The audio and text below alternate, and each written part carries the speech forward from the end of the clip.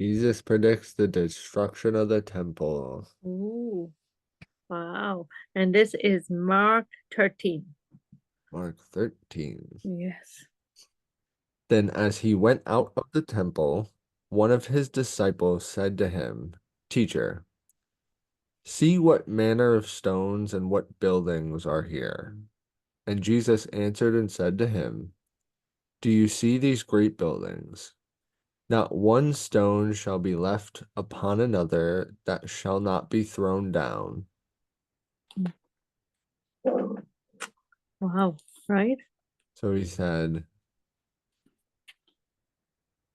I'm not sure what he expected when he said I maybe he mean, he was going to agree with him, like, oh, they're wonderful buildings or something. He's like, see what buildings these are. And then he expected Jesus to like they were going to marvel the buildings together. And instead, Jesus goes into, right, there's like how great the architecture is beautiful.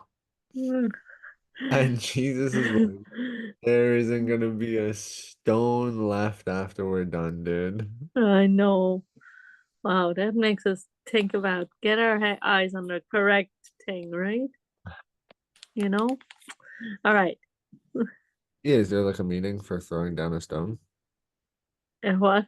Is there a meaning for throwing down a stone Oh, hmm. that shall not be thrown down? Hmm.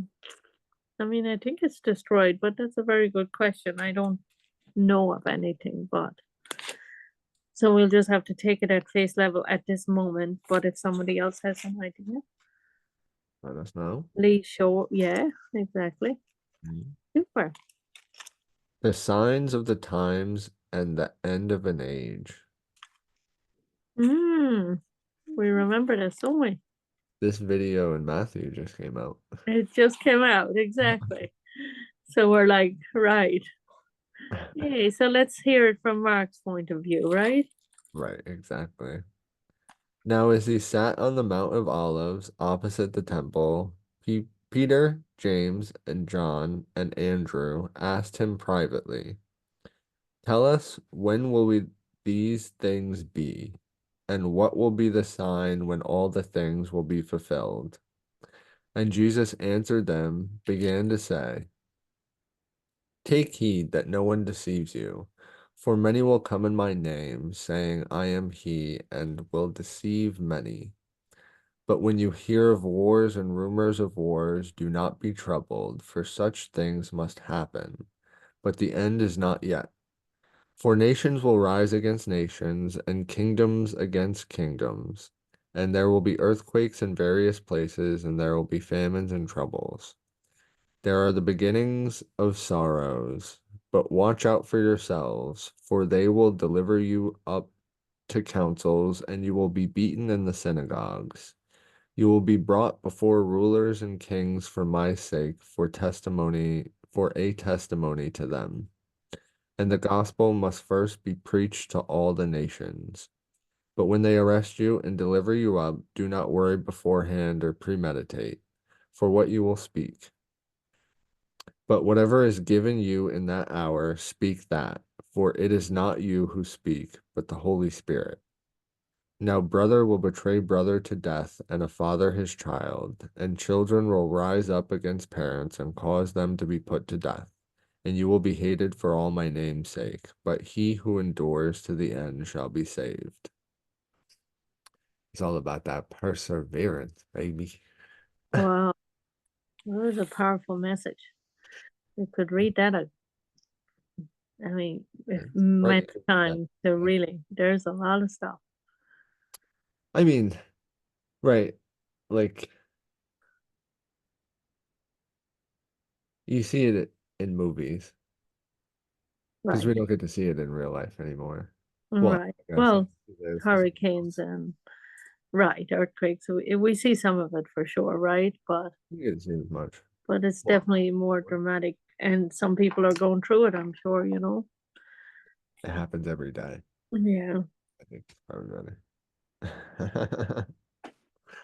Yeah, I don't know. To a certain extent, it's like feel out of it. Nothing Mm. ever really happens where I live. I mean, that could be a I'm vessel not too. asking for it to Right, happen. right. I understand. There's a lot of in case you're listening to this in the future and you wonder what where there's a lot of hurricanes at the moment and stuff, the storms that are destroying a lot of part of the south. And so it makes you grateful that you live in a Right. thing, but we do, Lord, help them people, you know. Mm.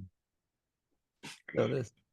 It is comforting. I find that it's comforting for like not to worry about what you're going to say because the Holy Spirit's going to speak in Right. verse 11. Don't worry. I mean, that would be hard at the moment, I imagine, but if we know Well, these words, if not we worrying can, should be easy. yeah, yeah, then it shouldn't be easy. So when we know this and we just have to remind ourselves, Right.